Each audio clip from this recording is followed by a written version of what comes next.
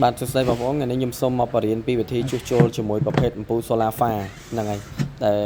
ประเภทโซลาร์ฟ้านี่វាអត់ភ្លឺណាហ្នឹងហើយឥឡូវយើងចាប់ដើមដោះវាមកដោះខ្សែវាមានម៉ាញដោះប៉ុណ្ណឹងមកហើយបន្ទាប់ពីយើងដោះរួចហ្នឹងយើងប្រើជាមួយនឹងប្រភេទសភាកោះការ៉ូបងប្អូនបាទប្រើហ្នឹងទៅវាអត់បែកកញ្ចក់ឲ្យវាមុខធំហ្នឹងហើយបើយើងប្រើទល់វិសអីវាអាចបែកកញ្ចក់លឿនហ្នឹងហើយអញ្ចឹងយើងប្រើហ្នឹងវាអត់បែកកញ្ចក់ទេយើងកោះមួយទៅហ្នឹងហើយឥឡូវយើងធ្វើការតេស្តមើលតេស្តថ្មអត់មានទេប៉ុន្តែតេស្តជាមួយនឹង controller វាមានធម្មតាវាអត់ខូចទេអញ្ចឹងខាងខ្ញុំក៏បានជួសជុលដូរថ្មចេញបាទហ្នឹងហើយតកតងជាមួយនឹងការដូរថ្មយើងមើលចំនួនពេលវាបើសិនជាវា20ពេលយើងដាក់20ពេលវិញហ្នឹងហើយសម្រាប់កាវបិទថ្មវិញយើងប្រើប្រភេទកាវកញ្ចក់បងប្អូនកាវកញ្ចក់គឺវាជាប់បានយូរឆ្នាំគឺយើងប្រើកាវកញ្ចក់មកយើងអាចទិញផ្សារបានមួយកំប៉ុងវាតែដូចជា7000នេះទេហ្នឹងហើយហើយបន្ទាប់មកយើងភ្ជាប់ភ្លើងជាមួយនឹងថ្មពេលភ្ជាប់ហើយយើងវាយភ្លើងចូលបងប្អូនបាទវាយភ្លើងចូលទៅវាលោតភ្លើងចូល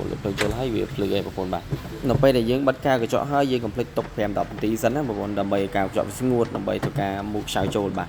ហើយសម្រាប់បងប្អូនដែលត្រូវការគ្រឿងបន្លាស់យកទៅជួសជុលខ្លួនឯងខ្ញុំមានលក់មានប្រភេទថ្មសូឡាបតសូឡាកញ្ចក់សូឡា LED ឬក៏ផ្ទាំងអីមានទាំងអស់អញ្ចឹងបើសិនមានតម្រូវការចង់ជួសជុលអីអាចមកទិញគ្រឿងបន្លាស់ខាងខ្ញុំបានបាទអរគុណ